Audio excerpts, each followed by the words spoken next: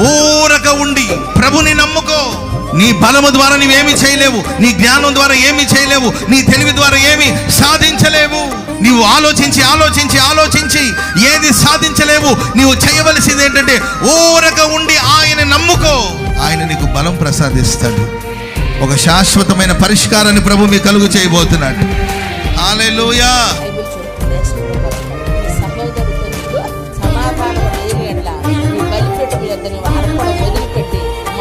సహోదరుతో సమాధాన పడుము. ఎందుకంటే ఆయన ప్రేమిస్తాడంటే సమాధానము కలుగుచ్చి.